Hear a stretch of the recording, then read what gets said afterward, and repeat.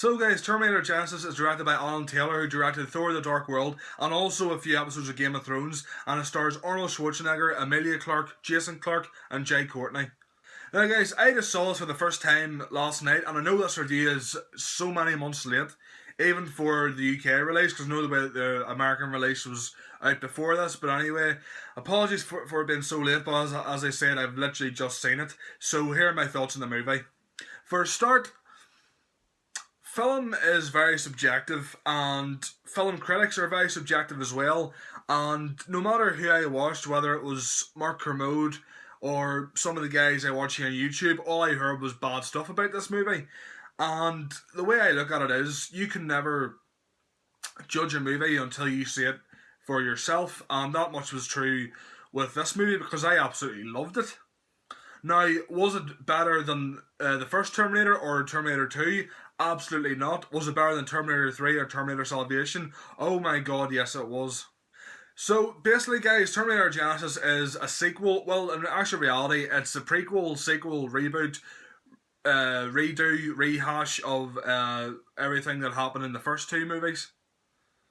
Yeah guys, in this movie, we basically get snippets from primarily the first movie. There are a couple of throwbacks to the second movie, but primarily it's revisiting the first movie. So the plot in general is that this movie takes place on the final day of the battle between Skynet and human resistance, and it basically shows what happened before the first Terminator movie. You know, when we see the first Terminator movie, all we see is the Terminator and Kyle Reese landing in Los Angeles in 1984. We don't really know what happened. This shows us what happened before that.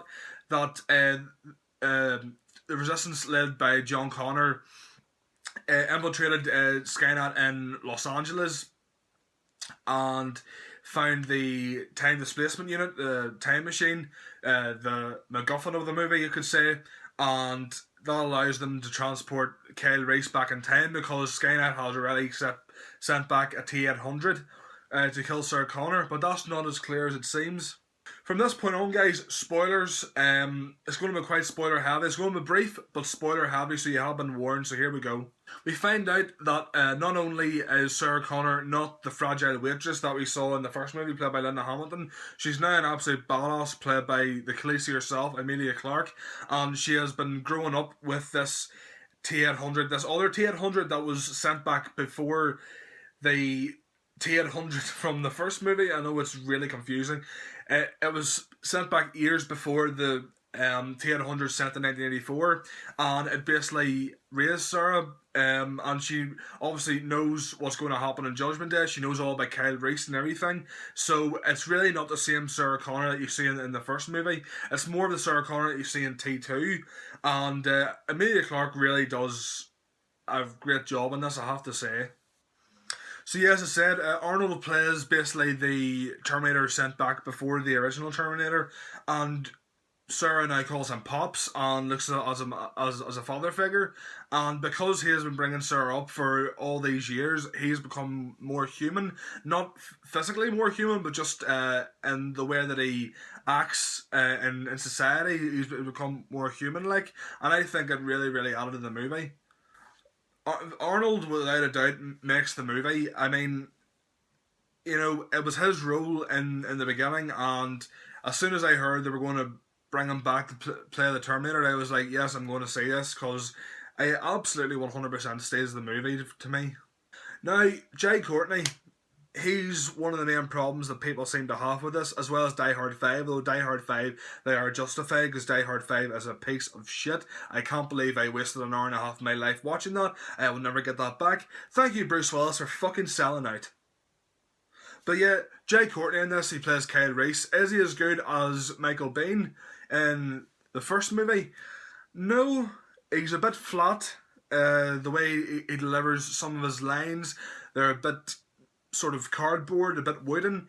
But if you go back and watch the original Terminator from 1984, Michael Biehn really wasn't lighting the world on fire. Now, the villain or villains ultimately turn out to be Jason Clarke, who plays John Connor, obviously, which was, it would have been completely out of left field if not for a certain thing that I'll mention later on. But yeah, I thought he was great. And Matt Smith, who played the 11th Doctor in Doctor Who, one of my favourite shows, I thought he was great at playing, the physical incarnation of Skynet in this. Guys, I've two big problems with this movie. The first one was the trailer spoils everything. I mean, I thought it was just an exaggeration when I heard, other guys talking about the movie, and they say, "Oh, the trailer spoils everything." No, the trailer spoils literally every single action set piece, every single twist.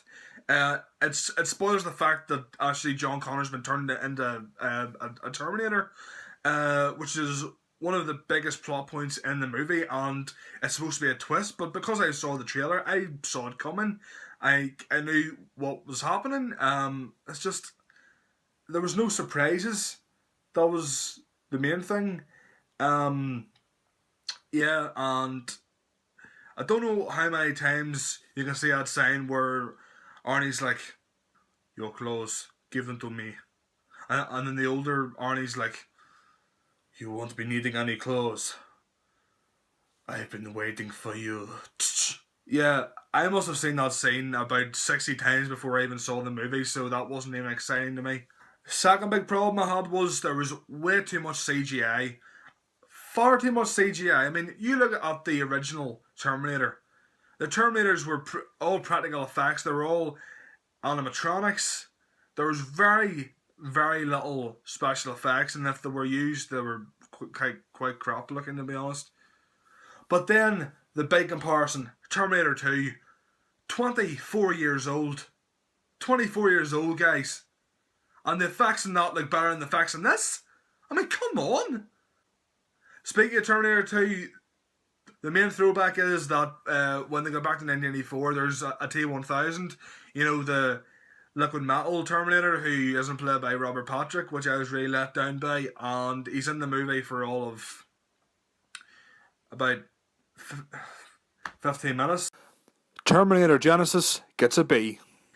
Guys, tell me down below what you thought of Terminator Genisys. If you liked it, tell me why. If you didn't like it, tell me why. Comment down below. I'd love to hear what you guys think. Anything and everything goes, guys. You know the drill by now. Like this video if you haven't done already. Please subscribe. It really means a lot. And as always, guys, I'm Jason Black. You guys have been awesome. Take care.